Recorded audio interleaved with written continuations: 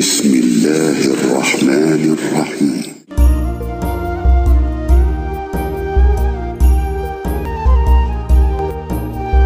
الحمدللہ رب العالمین والصلاة والسلام علی سید الانبیاء و خاتم النبیین۔ السلام علیکم، میں ہوں نوید احمد اور آپ دیکھ رہے ہیں میرا یوٹیوب چینل قرآن حدیث اردو۔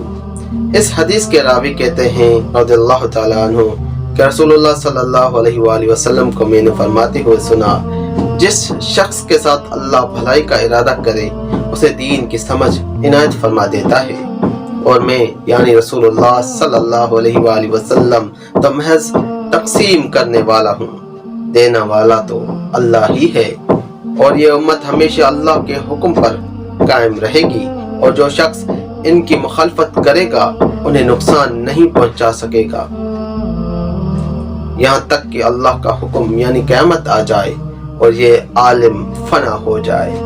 صحیح بخاری حدیث نمبر 71۔ اللہم صلی علی سیدنا و مولانا محمد وعلی آلہ وبارک وسلم۔